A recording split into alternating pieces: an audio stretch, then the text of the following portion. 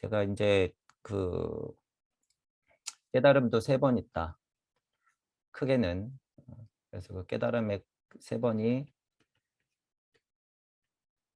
무, 무주, 간극, 우주, 지구, 나, 에고 이렇게 있으면 여기는 이제 퉁치는 거죠. 제가 보통은 요거에서 먼저 깨달아야 되잖아요. 요거 나 알기, 우주 진리 알기. 이제 뭐 이제 이런 식으로 있는데 이게 환극의 자리로 보면은 딱 맞아 떨어져요. 여기서 한번 깨닫고 여기서 한번 깨닫고 여기서 한번 깨닫고 5번인데 요거를 그냥 한 번으로 보는 거고 저는 그래서 크게 3개로 나누자면 우주 이치 깨닫는 것, 그다음에 무주에서 깨닫는 것, 무가 되는 것 이렇게 한 번 이렇게 이제 보통 말씀드리는데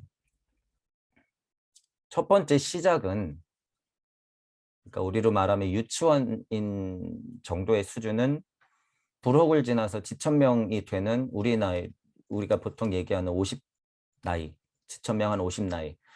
1000명을 알았다고 하는 것이 영계 시민이 될 준비가 됐다는 소리하고 똑같거든요. 1, 2, 3, 4, 5, 6, 7, 8, 9, 10 산수 숫자 알고 가나다라 마바사 글 알고 요 정도 배우고 나서 이제 정말로 뭔가 배울 준비가 됐다 이런 의미하고요. 여기서 보면 딱 그 의미예요, 이게. 그래서 50이 돼서 그 준비를 마치면 그때서부터 진짜 공부가 시작되는 거죠. 50 정도 됐으면 지식도 마찬가지죠. 지식도 이제 여기서 계속 머무르면 이제 물질 안에서 장사하는 흔한 교수님밖에 안 되는 거지. 지식만 많은. 이거 지금 우리가 원하는 거 아니잖아요. 50 다음에 60이 이순인데 그 의미도 너무 좋잖아요. 그냥 간단히 말해서 순리가 보인다는 거지. 예를 들면 우리가 순리와 도리와 섭리와 진리라고 했을 때 순리가 보이는 수준은 굉장히 높은 수준이에요. 근데 이게 이제 물질 안에서 이게 뭐 예를 들어서 공자님이 한 얘기라서 제가 어쨌든 확대 해석해 드리는 거예요, 일부러. 60이 된다고 하면 0시보다는 0청을 얻는 수준을 말하는 거예요, 원래는. 우리 기준으로 보면 60 되면 그래야 되는 거예요. 순리가 된다라고 하는 건 두 번째 깨달음을 얻어야 된다는 소리죠. 이제 70대 보면은 뭐라 그래요? 행동하고 싶은 대로 행동해도 법에 어긋나지 않는 나이잖아요. 그게 뭘까요? 창조력이에요, 그게. 저희가 말씀드리는 창조력이 있어야 방편을 쓸 수 있는 거죠. 그러니까 하고 싶은 대로 해도 이게 순리에 어긋나지 않는 거예요. 하늘의 뜻을 알고 순리가 들리고 보이고 그것을 계속 배우면 70 되어서 창조력을 발휘하여 방편을 쓰게 되는 것. 이것들이 일반 유물론적인 입장에서의 법도를 안 어긴 걸 뿐만 아니라 이 깨진 세상에 내가 한 역할을 할 수 있는 법을 진짜 법을 뿌릴 수 있는 방편의 자리로 오게 되는 거죠. 이렇게 되는 거예요. 그래서 50대, 60대, 70대 이렇게 넘어가는 거죠. 그런 구분이라고 하는 건 굉장히 저명하고 깨달음 위치로 봐도 50대가 첫 번째 깨달음이라고 하면 4, 50대가 60대까지 가는 게 두 번째 깨달음이고 70대 가면은 세 번째 깨달음이라는 거예요. 이 나이로 비교해 보자면 그렇다는 거죠. 이 40대 이거 1, 2, 3 해버릴 수도 있는 거고 공자님이 어쨌든 나이대별로 그렇게 구분을 해 놓았으니 그래서 제가 뭐라 그래요. 이 전에 뭐가 있어요. 각, 립, 여기까지가 립, 여기 행 이렇게 되는 거죠. 각, 15세, 30세 공부를 하고 립 있잖아요. 여기. 립하여 4, 5, 60대까지 해서 순리까지 취득하고 나면 내가 방편을 쓸 수 있는 정도의 수준이다. 이 나이를 떠나서 어쨌든 그 순서는 맞다는 거죠. 지학 1입 하고 나서 불혹 우주 물리적인 유혹에서는 꿈쩍도 안 한다는 거잖아요. 불혹 되면서 1000명을 알고 그 다음부터 공부를 시작해서 순리가 되어 드디어 내가 이치가 되니까 무슨 짓을 하든지 법에 어긋나지 않는 상태, 무의자연한 상태가 된다라고 하는 건데 여러분들이 그냥 물질력 안에서도 잘 보시면 이렇게 물질력 안에서 낑낑거리시는 분들 말고 그냥 나이가 자연스럽게 드시는 분들 보시면 할아버지 할머니가 손자 손녀 대하는 거를 보면 돼요. 딱 그 느낌을 보면 그게 딱 순리야. 할아버지 할머니가 손자 손녀 보는 느낌을 딱 순리예요. 이것도 제가 이 영적인 눈이나 영청인 느낌으로 제가 설명을 한번 드려보는 거예요. 그 느낌을 어떤 걸로 받으면 돼요? 손자 손녀가 누가 되면 돼요? 일단 지구가 되면 되는 거예요. 지구가. 이 느낌 아셔야 돼요. 손자 손녀 그냥 이쁘잖아요. 뭐든지 다 해주고 싶고 그게 이제 좀 다르잖아요. 내가 엄마 아빠 된 입장에서 내 새끼 보는 거하고 손자 손녀는 또 다르잖아요. 완전 달라요. 그 느낌이. 한 달이 건너기 때문에. 내가 진짜 새끼라고 하는 것은요. 내 자식이라고 하는 것은 어, 일단 엄마 같은 경우는 실제로 배를 아파서 낳았기 때문에 물질력이 그대로 전달이 돼요. 아빠는 좀 덜하잖아, 실은. 근데 내가 진짜 부모 된 입장하고 할아버지 할머니가 된 입장하고는 완전 다르다는 거죠, 느낌이. 한 걸음 물러나는 힘이 있어서 그래요. 한 걸음 물러나서 보는 힘이 있기 때문에 할아버지 할머니들이 그러니까 그냥 이쁜 거야. 그냥 엄마 아빠라고 생각해봐요. 어찌 될까? 뭐 먹이면 왜 먹일까? 커피 한 모금 주려고 해도 엄마 아빠가 난리 나죠. 할머니가 야 커피 한 모금만 해 그러면 엄마 아빠는 난리 나잖아. 애기한테 무슨 커피를 주냐고 막 이러면서 할머니가 뭐 그 아이 뭐 커피 중독되라고 그걸 주겠어요. 예를 들면 분위기가 그렇다는 거예요. 그래서 그 손자 손녀를 보는 할아버지 할머니의 마음이 딱 70대 80대 요때의 그 어른들의 마음이 딱 지구를 그렇게 보면 돼요. 이게 지금 최소. 이 안에는 누가 있어요? 또 다른 나들, 인류가 있잖아요. 인류. 그래서 제가 최소한 전지구적 인류애 이러는 거예요. 손자 손녀 보듯이 최소한 전지구적 인류애. 그러니까 그 유치원에서 애들이 자기 장난감 뺏겠다고 막 싸우고 소꿉놀이 하면서 나는 의사고 너는 환자야 그러면서 너 백신 안 맞을래? 맞을래? 이러고 있는 꼴을 보면 실제로 저는 약간 귀가 안 차잖아요. 여러분들도 이제 점점 그런 귀가 열리고 눈이 보이면 이게 얘기하기도 귀찮아지잖아. 이제 그런 거에 대해서 딱 그렇다는 거예요. 그게 이순이에요. 그게 이순. 그렇게 볼 수 있는 눈을 가지고 귀를 갖는 것이 이순이다. 그러니까 실제로 물질 안에서도 할머니 할아버지들은 물질 세계 안에서도 그런 순리를 배운단 말이에요. 그런 순리를. 엄마 아빠는 모르지. 그걸. 할머니 할아버지가 아는 거지. 그래서 그런 너그럽고 포용하는 마음. 지금은 이제 물질력이 점점 깨져가지고 엄마 아빠가 그런 마음을 충분히 안고 나서 자기 손녀 손자를 바라봐야 되는데 이거 하나 낳아서 얘가 그냥 생떼 같으니까 어떻게 그냥 목숨을 그냥 아예 걸잖아요. 자기 인생은 없고. 그것부터가 교육의 문제인 거예요. 부모님들이 아이를 낳는 것은요. 그냥 신하나의 탄생인 거지 그냥 무조건적으로 내 새끼가 아니에요. 같이 공부하면서 크는 거예요. 같이. 15세, 20세 우리 나이로 예를 들어서 사춘기 요런 때 지나고 지금 그 많이 쳐줘봤자 20대까지 스스로 공부하고 알바하면서 돈 벌 수 있을 때까지는 보살펴야 되는 게 맞다고는 보는데 어쨌든 그 역할을 하면서도 엄마 아빠도 공부해야지 40대, 50대, 60대 넘어오면서. 그래서 이야기가 같이 돼야 돼요. 아이들하고 이제 크면 성인이 됐다고 했을 때는 이야기를 같이 해야 돼. 그런데 20대 아이들 지금 어떻게 또 이제 발발발발 떨잖아요. 얘 학교 어떻게 마치나. 30대 되면 발발발발 떨잖아요. 취직 어떻게 하나. 40대 되면 아직까지 결혼도 안 하니까 또 발발발발 떨죠. 그러니까 그게 물질력인 거죠. 그게. 그래서 제가 요새 계속 이 말씀을 드리는 거예요. 50대, 60대, 70대 그 이상 어른들이 힘내야 된다라고 하는 것들 공부는 그때부터 시작이고 원래 깨달음이라고 하는 것은 40, 50대 때 1차 깨달음이 여러분이 그냥 물질력에 열린 마음만 갖고 있었어도 1차 깨달음이 왔어야 되는 것이고 6, 70대는 2차 깨달음이 와야 되는 것이고 70대 이상이 만약에 된다고 했으면 그때는 창조력을 발휘해서 손자 손녀를 보듯이 다른 사람과 전지구적 또는 우주적 인류애를 가지고 생명을 사랑하는 마음으로 이 포부 자체, 서원 자체를 확장시켜 놔야지 깨달음이 강력하게 온다는 거예요. 강력하게. 그런 메커니즘도 있기 때문에 어, 전에도 말씀드렸지만 어르신들의 그 인생 자체가 그게 공부의 자산이 되었어요. 밑거름이 이미 음이든 양이든 악업이든 선업이든 간에. 그래서 열린 마음과 균형 잡힌 사고 그리고 하나 추가시킨다면 공평한 판단. 세 가지. 열린 마음으로 균형 잡힌 사고를 해서 공평한 판단을 하는 것.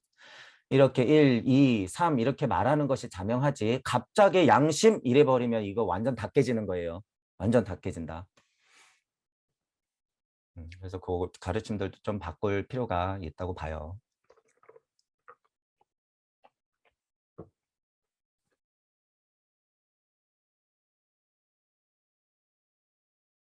그게 이해는 되지만 진짜 안 돼봐서 헷갈린 거예요.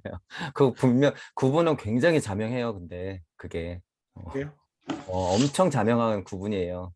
생명영이라고 하는 게 왜 가운데 들어가 있는지, 영적 자아는 왜 여기 있고 여기는 왜 영인이라고 표현했는지, 이게 한글로 이제 해석하는 게 어떤 문제가 있을지 모르겠지만 어쨌든 뉘앙스로 보면 왜 이렇게 세 개로 구분했는지 알게 돼. 여기도 혼도 오성혼자리가 있고 감각혼적인 거, 의식혼적인 게 왜 그렇게 나누는지, 이렇게 지나다 보면 다 그 자리가 너무 자명하기 때문이에요.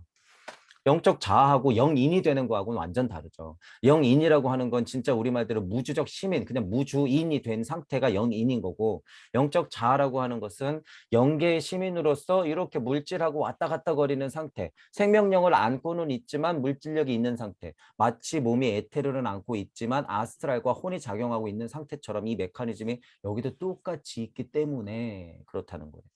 이거. 실제로 그래서 대보면 그게 구분이 돼요. 왜 똑같으니까 메커니즘이. 그래서 여기서도 어떻게 돼야 되는 거예요? 실제로 이 사고를 통해서 벗어나야 되는 거예요.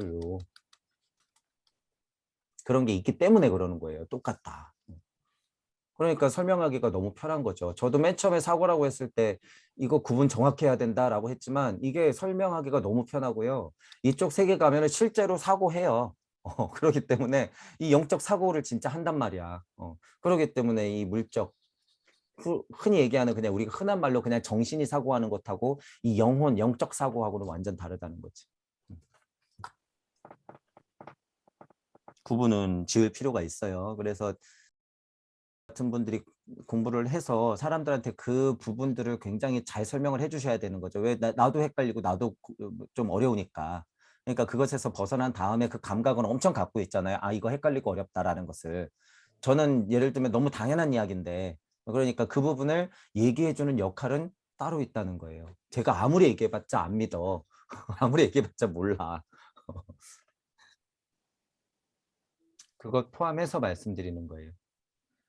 업과 카르마, 운명과 숙명대로 지금 우리가 물질 세상에서 살고 있는 이 의지라고 하는 것, 어쩔 수 없는 것 포함해서, 제가 말하는 의지는 그런 차원의 의지가 아니잖아요.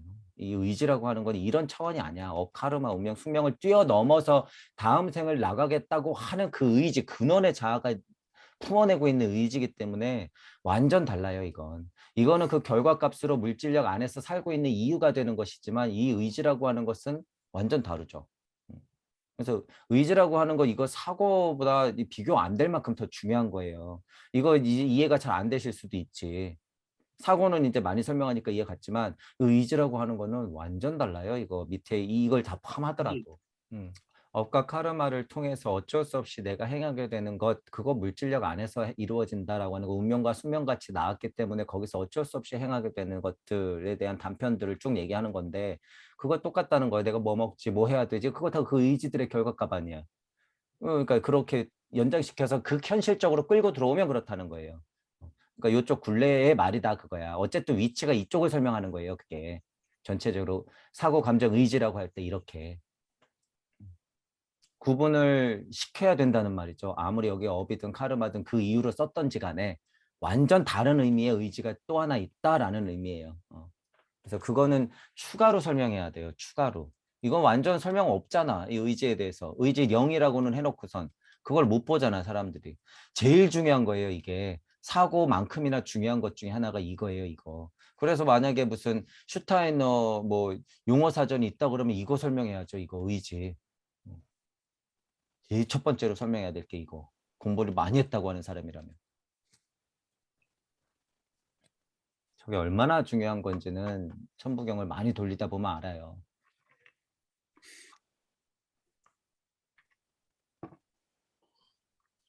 깨달음의 의지라고 하는 건 그냥 거의 정수예요, 정수. 제일 끝. 거의 정수다.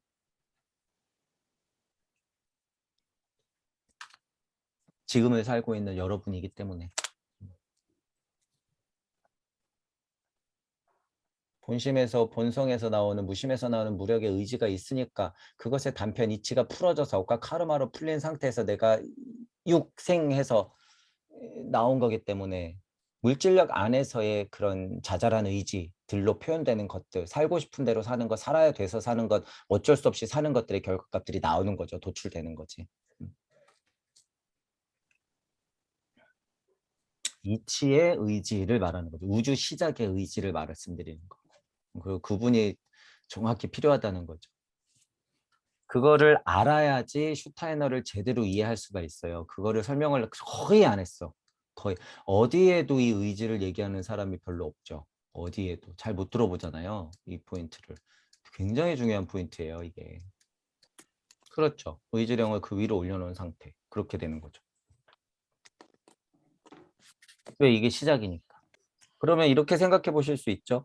지금 자리에서 그래 좋아. 뭐 카르마든 어비든 뭐 어쨌든 그 의지로 사는 거 너 맨날 뭐 예를 들어서 지금지금 거리잖아. 그럼 지금 내가 뭐 하고 싶어서 하는 거 다 그 의지령이 움직이는 거 아니야? 의지령이라고 하는 것은요. 이거가 어떤 물리적인 공간적인 상태의 의미를 조금 넣어서 해석하면은 본질이 좀 벗어나요. 벗어나. 어. 예를 들면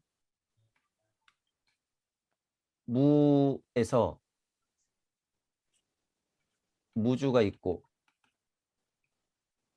1이 튀어나가서 우주가 이렇게 나오면 무 안에서 내가 갖고 있는 수많은 정보들의 합체를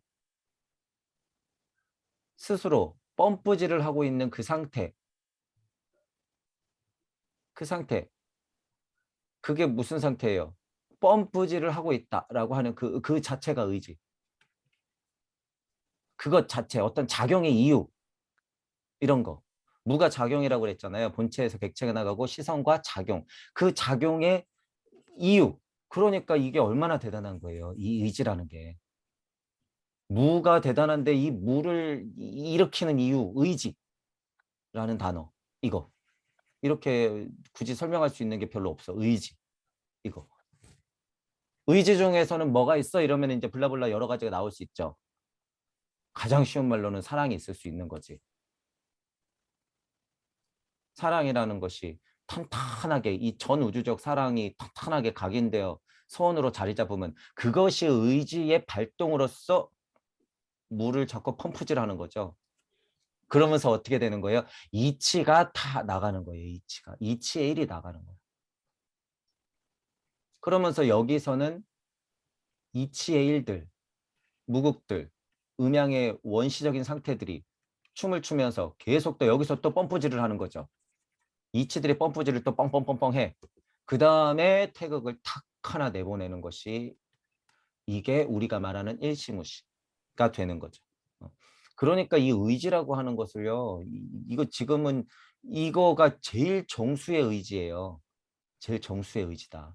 그러니까 이 의지를 누가 하냔 말이에요. 근데 의지령이라고 하는 것을 지금 우주가 탄생된 요 1을 말하면서 여기서 의지령 이렇게 되면 이게 공간적으로 이해된단 말이에요. 이치도 어떤 공간이 있기 때문에 그 공간 안에서 무국들이 춤추니까 무주세상이라고 하잖아요. 영적인 눈이나 영청으로 들으면 그것도 곳이 있어야 돼. 곳. 공간이 있어야 된단 말이에요. 이치의 공간이. 그 공간이 뭐예요? 미지의 세계지. 실제로 육생에서 풀린 우주를 품고 있는 공간이기 때문에 눈 뜨고 찾아도 찾을 수가 없죠. 물질력으로는. 절대로. 어쨌든 그것도 있다라고 하는 거예요. 그러니까 공장사가 뭐예요? 실제로 공간과 이치의 공을 같이 설명하니까 이게 헷갈리는 거예요, 지금. 실제 공간과 이치의 공간을 같이 설명해. 왜? 진짜 이 일을 모르거든. 그러니까 저 일이 이치인데 물질인데 이치인데 물질인데 이러고 있는 거예요. 그러니까 공.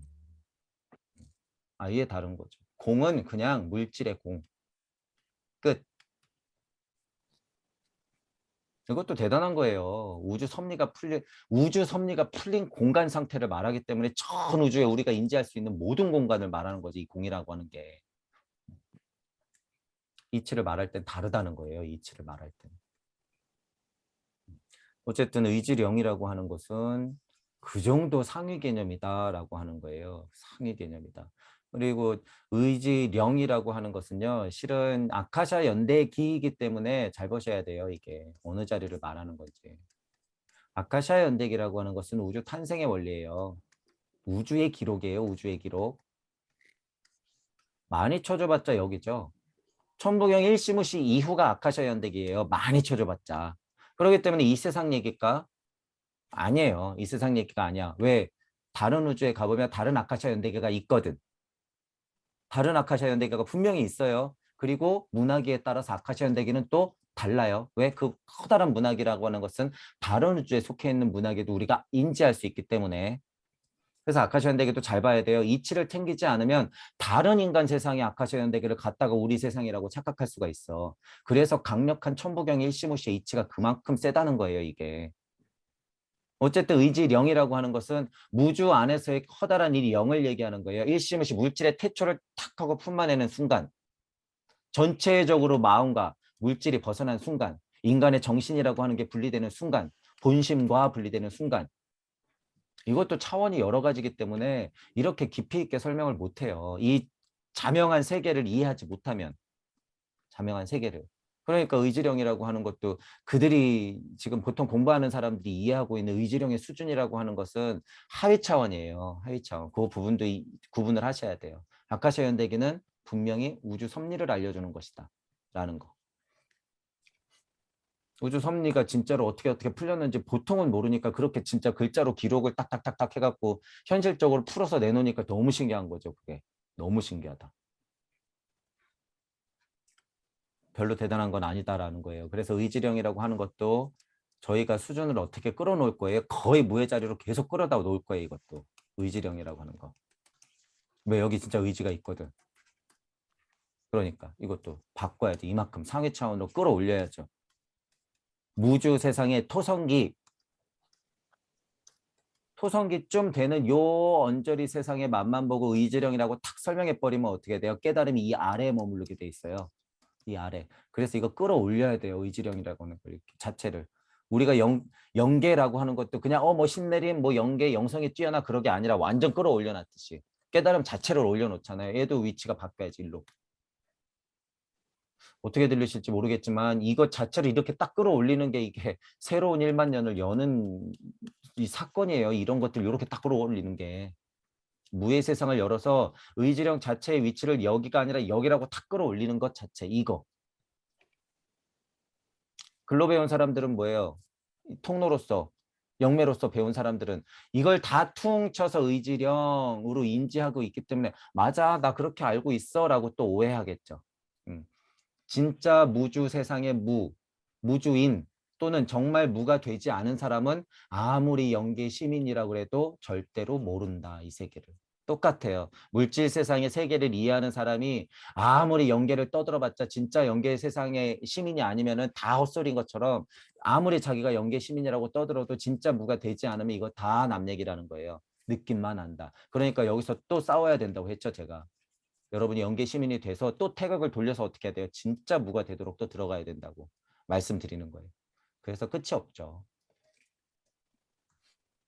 그러니까 그런 결과값으로 지금이 도출되는 게 제가 너무 쉽게 말씀드리지만 이게 얼마나 어려운 건지는 전체적인 느낌은 그렇게 좀만 알고는 계셔야 돼요. 깨닫는 것은 어렵게 생각할 필요 없죠. 지금을 계속 반복해야 되니까 어렵게 하면 지금을 인지 못하기 때문에 어려운 거 아니다라고 얘기는 하지만 뭐 선생님들한테 얘기할 거는 그렇게 끝낼 거 아니다라는 의미죠.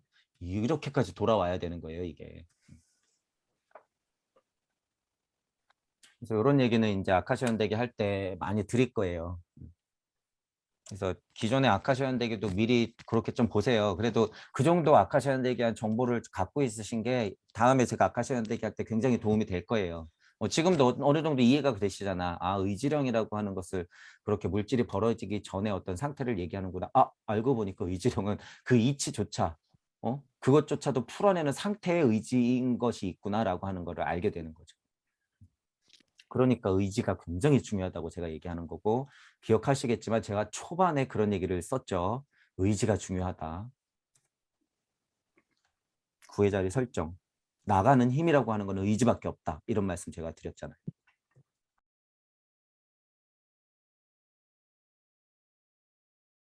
그거를 극복하게 만들어 드리는 게 우리 역할이죠. 그거를. 그러니까 그게 잘못됐다고는 볼 수 없어요. 그런데 기준 자체를 높여야 된다는 거지. 기준 자체를 엄청 높여야 돼. 지금 요 세상을 얘기하는데 여기까지 이렇게 끌어들인 요 바운더리를 다 연계라고 하니까 불편스럽죠. 저도 지금 이 바운더리를 다 연계라고 퉁치는 거 아니야 지금. 물론 흔한 얘기로는 이 바운더리 다 연계라고 퉁쳐도 되죠. 연계 맞으니까. 심지어 여기도 연계죠. 왜 연계가 아니야. 내가 인지하고 있으면 연계지.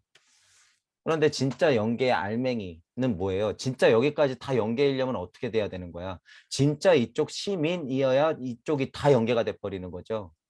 이쪽 진짜 시민이냐 아니냐 그 포인트를 우리는 잡고 있는 거잖아. 진짜 무주인이냐 아니냐. 우주인이 아니라 무주인이냐 아니냐. 이것의 가장 강력한 기초는 뭐다? 내가 이치인가 아닌가. 내가 이치가 되었는가 아닌가 이 차원이에요. 그러니까 실은 쉽지는 않죠. 여기 되는 게. 근데 이렇게 끌어올려 놓지 않으면 깨달음이 다 망가져 있기 때문에 앞으로 망가질 게 뻔하기 때문에 이렇게 수준을 끌어올려 놓는 거죠. 자, 그러면 일단 보통 선생님들 누구 특정 짓지 않고 제가 보통 말하는 건 이 우주 섭리 안에서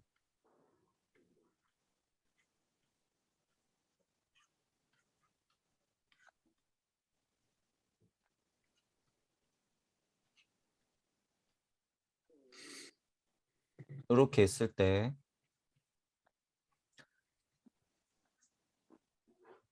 우주 섭리 안에서 깨달은 사람, 우주 섭리를 이렇게 있어도 우주 섭리 바뀌죠. 예를 들면. 자, 그리고 간극의 정중앙을 본다 그랬을 때 간극에 있는 사람, 정확히 간극에 있는 사람, 그리고 이쪽에 이쪽 간극의 공간에 있는 사람하고 이쪽 간극의 공간에 있는 사람 또 다르죠. 자, 여기도 여기에 다 있는 사람하고 아예 들어가 있는 사람하고는 또 다르죠. 물론 요 중간에도 있겠지만 이렇게 걸쳐 있는 사람도 있겠지만 이게 이제 너무 다르다는 거예요. 이게 다 달라요. 완전 달라 이건. 예를 들어서 요 위치에 있는 사람이다 라고 하면 이쪽 세상은 글로 배우는 거죠. 이쪽 세상은 알아. 위치가 여기니까. 이쪽 세상은 알아. 이쪽 세상은 몰라. 그러니까 글로 배우는 거야. 경전으로 배우고 선생님한테 배우고. 그러니까 자기 거예요? 아니에요? 아니지. 자명한 설명을 할 수 있으나 이쪽 시민으로서 말을 못하는 거죠. 그러면 이런 전제가 있다는 거예요. 이런 전제가. 자, 그러면 아카샤 연대기를 예를 들어서 설명하는데 동무들은 시선이 여기 있죠. 시선이 여기 있으니까 토성기 많이 쳐져봤자 일시무시가 시작된 우주의 태초를 말하는구나. 토성기. 이렇게 다 설명할 수는 있어. 토성기. 하지만 진짜 이치들이 춤추고 있는 이쪽 설명일까? 자명하게는 제외시켜야 되는 것도 맞는 거죠. 토성기라고 하는 것은 물질이 풀어져서 예를 들어서 영혼이든 물질의 원소의 혼이든 간에 그것들의 근원의 자리인 태초의 모습들이 춤추고 있는 곳이 이 근접해서 일이 탁 하고 튀어나간 상태는 물질이든지 비물질이든지 물질이 되기 위한 그 원소들의 첫 요소, 첫 번째 요소가 탄생되는 순간 아니에요. 그래서 일석삼극, 요 첫 번째 요소들이 일석삼극 하는 순간 어떻게 되는 거예요? 그때부터 진짜 물질이 탄생되는 거죠. 그래서 첫 번째 태극이 춤추면서 끌어당기고 나가고 싶어하는 법칙으로 플라마이나가 붙어버리면 그다음부터 어떻게 되는 거야? 그다음부터 진짜 물질이 탄생되는 거죠. 그래서 0, 1, 2, 3까지는 이런 역할들이에요. 이런 역할. 0, 1, 2, 3.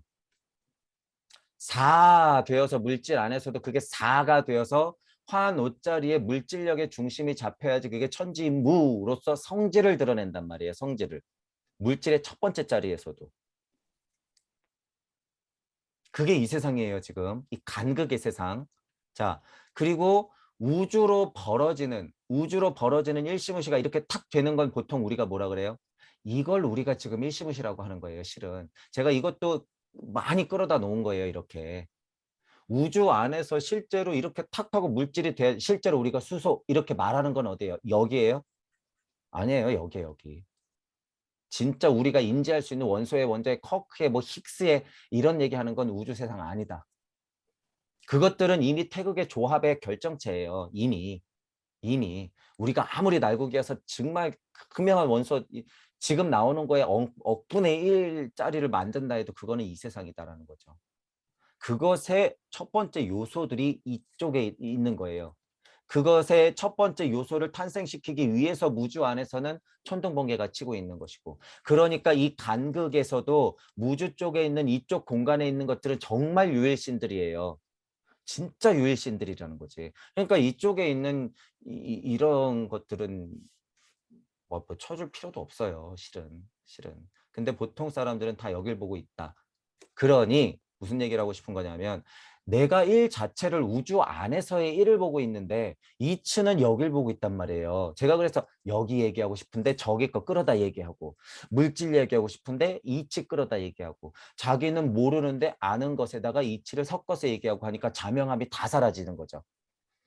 보통 분들은 바운더리가 이쪽 하위 쪽 우주에 근접해 있는 이 간극의 자리를 얘기한단 말이에요.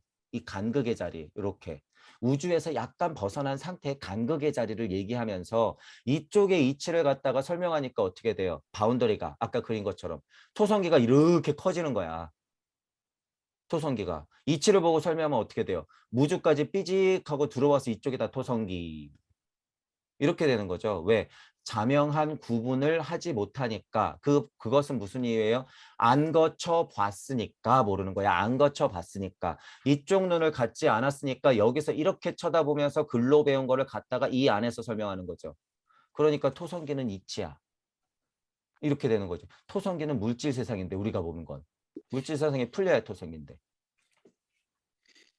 그래서 그 선생님들이 얘기하는 그 지금 제가 뭘 한 거예요. 그 선생님들이 얘기하는 강의를 들어보면 어딘지 나온다는 거예요. 그게 그래서 제가 어딘지 나온다. 예를 들면 같은 토성기를 얘기하는데 토성기를 이렇게 바운더리에서 이쪽에 토성기 진짜 무주적인 이치도 있는데 여기 내가 깨달은 위치가 여기 있어. 그래서 이쪽 위치도 잘 보이는데 무언가 여기하고 합치고 싶은데 이게 만만치가 않네. 어딘지 위치가 나오죠? 그렇게 얘기하시는 분들. 딱 여기. 딱 여기. 많이 쳐줘봐야 이쪽 간극에 여기. 이 경계도 아니에요. 경계에 올라서면 실은 그런 얘기 많이 못해요. 경계에 올라서면 에어처럼 돼. 이것도 이제 이해하실 거예요. 경계에 올라서는 것 자체가 그래서 수준이 또 높아요, 굉장히. 이게 제가 뭐 애호애호거려서 이렇지만 이 수준도 엄청 높은 거예요. 성철 스님이 돌아가시기 전에 이 위치예요, 이게. 돌아가시기 직전이 이 위치야, 이게. 그러니까 우주 섭리는 진짜로 잘 알죠. 제가 그 가르침 자체를 부정하는 것이 아니라 그 마음 상태를 보는 거예요. 여러분 제발 오해하지 마세요. 성철 스님의 그 마음 상태, 이 끄달림의 상태를 보란 말이야. 죽기 직전에 딱 그걸 알았으니까 딱 이 위치가 드러나는 거죠. 여실히. 그래서 모르죠. 다시 태어나셔가지고 여기 되셨을지 모르겠으나. 그러니까 성철 스님을 다시 얘기하시는 분들이 소중한 가르침을 해주시고 있는데 그 마음을 들여다보지 못하면 그 가르침을 또 이 바운더리로 또 가르치겠죠. 성철 스님이 얘기하는 것은 이 바운더리 안에 있기 때문에 우와 대단해. 자기 위치는 모르고 그게 말장난밖에 안 된다는 사실을 몰라요. 자기 시선은 여기에 있으면서 성철 스님이 얘기한 거 요 시선을 요 시선 이렇게 딱 갖다가 얘기하는 거 아니야. 죽기 전에 성철 스님의 위대한 깨달음의 가치는 거기에 있다라는 거예요. 거기 본인을 알았다는 것 그것에 있다는 거예요. 이게 진짜 가르침이라는 거예요. 진짜 가르침. 근데 또 이제 사람들은 또 성철 스님 다시 하면은 막 우와 우와 또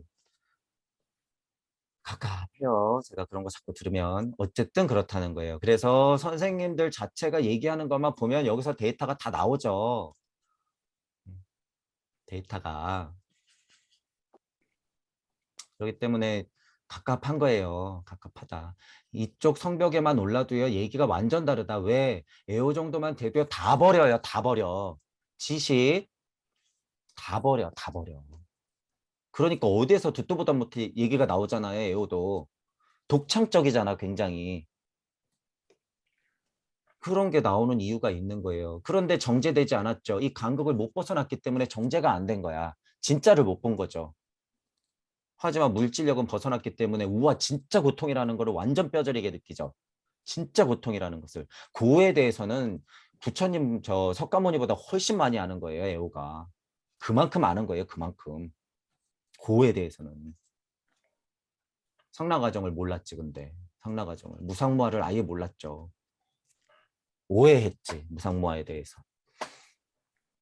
어쨌든 위치를 이렇게 볼 수 있다라는 거예요. 볼 수 있다.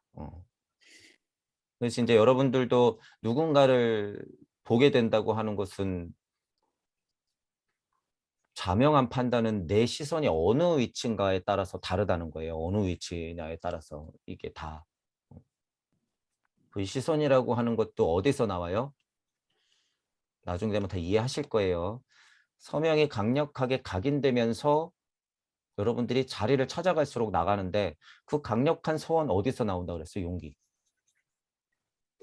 한 단계 한 단계 여러분이 올라갈 때마다 이거 그래서 중요하구나 라는 걸 여러분들이 아시게 될 거예요. 시선을 하나하나 획득할수록. 하나가 얘기했듯이 그 시선 하나 딱 획득했다고 그래서 거기서 눌러 앉으면 환상. 그러니까 그렇게 되시면 안 되고 어쨌든 이제 모든 가르침이 다 그래요. 하나만 더 예를 들면 세상과 평화, 세상과 하나죠. 그러신 분들은 어디예요, 위치가? 이런 느낌으로 보면 어딜까? 세상과 하나죠.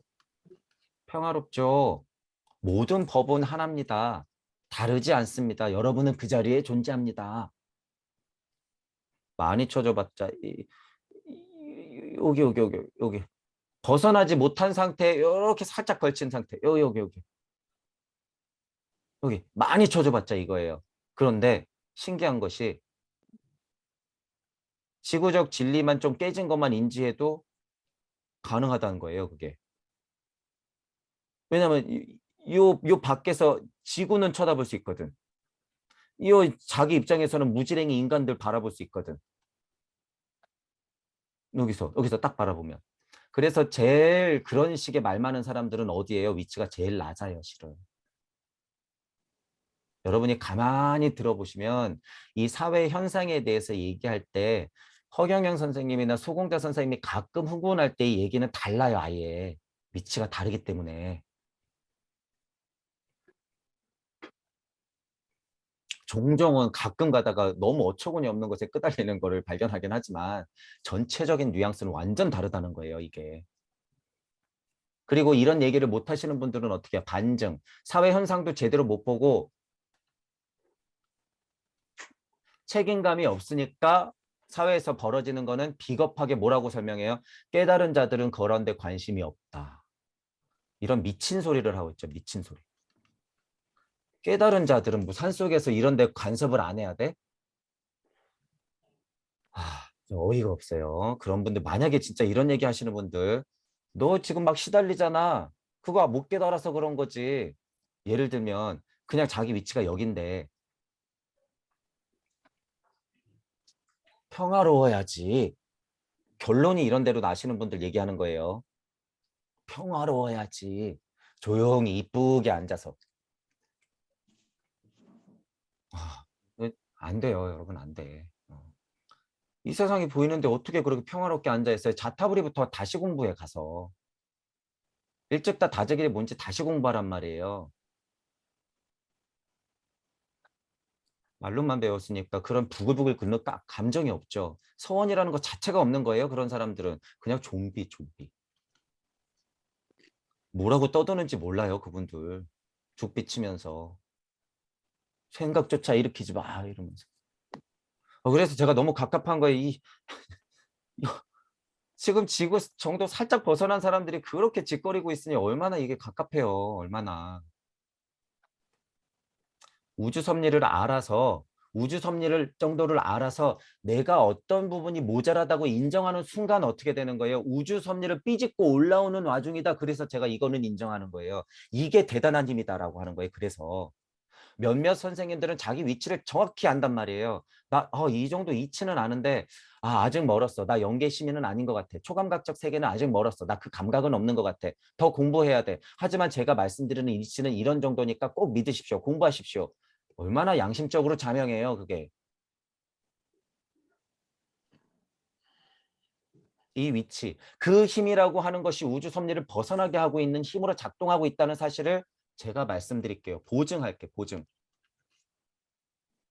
그 힘이 없으면 절대 못 벗어나요, 여기. 나 수, 한글, 한자, 종교, 철학, 과학 이 정도 알았으면 됐지 하는 순간 좀비. 절대 못 벗어난다. 절대. 제가 속으로라도 뒤에서 공부하라고 했잖아요. 예를 들면 근데 그거 극복하기 힘들어요. 실은. 속으로 뒤에서 공부하겠다고 하는 그 마음 심보를 보란 말이에요. 마음 심보. 그 자체가 실패예요. 일단. 그래서 진짜 깨달으면 제가 뭐 할 수밖에 없다고 하는 거예요. 소통할 수밖에 없다고 얘기하는 거예요. 제가 그래서. 뒤에서 몰래 몰래 말도 안 돼요. 그거. 절대 그렇게 안 돼요. 절대. 내가 이치가 되었는데 어떻게 그래. 얘기해야죠. 내 잘못도 보이는데 내가 모자란 것도 보이는데 나 우주 섭리는 굉장히 약해. 하지만 이 이치는 확실하기 때문에 믿어주세요. 싸가지 없게 들릴지 모르고 흥분하니까 짜증날지 몰라도 여러분 제발 저는 버리더라도 이치는 챙겨가세요. 근본으로부터 개혁할 수 있는 방법을 제가 알려드리니까 제발 이 부분은 챙겨가세요. 소통합시다. 제발. 아는 만큼 알려드릴게요. 제가. 그 힘을 보셔야 돼요. 그 힘. 제가 왜 소통을 얘기하는지. 우주를 삐짓고 올라오시는 분들은 이 힘이 있단 말이에요. 왜? 자기를 아니까. 그런 용기도 없이 소통할 힘이 없는 것. 이게 제가 증거라고 그랬죠. 저 사람이 깨달았는지 안 깨달았는지 증거. 용기 내서 소통할 수 있는 힘이 있느냐 없느냐. 자기가 모르면 받아들이기라도 하란 말이에요. 자기 새가 커지면 커질수록 어떻게 해? 선생님은 좀비가 되어가죠. 꼬리 긴 공작새, 미로를 헤매있는 꼬리 긴 공작새, 늪에서 헤매이고 있는 진흙이 덕지덕지 붙은 공작새. 주변에서 선생님 최고 교주 만들고 있는 여러분 정신 차려야 되는 거예요. 이런 분들도. 그게 선생님 망치고 있는 꼴이라는 걸 모르죠. 먼저 된 자, 나중 된다는 거죠. 그래서 먼저 된 자, 나중. 선생님을 그렇게 두지 말라고 제가 초반 강의 때 그래서 시작을 그렇게 열었어요. 시작을. 제가 아마 3강인 4강인가 3강을 그렇게 열었어요. 천부경 기본 강의 한 다음에 3강인가 4강에서 이것부터 얘기하고 넘어간 거예요. 그래서 어쨌든 깨달음에 따라서 여러분들이 요 그림을 제가 그리는 것에 대해서 아셔야 되고 이렇게 분리시켰다 그래서 또 이게 다른 세상이 아니라는 것. 음, 하나의 세상인데 자명하게 분리시킬 수 있는 능력이 있어야지 그것이 반증이라는 것이에요. 하나인 세상에서 이것들을 바라볼 수 있기 때문에. 두루뭉실하면 그거 뭐예요? 그냥 감각, 환상. 잘 아는 사람은 이게 너무나도 당연하니까 풀어서 설명을 할 수 있는 거죠. 쉽게. 이런 사실들 알고 계시면 돼요.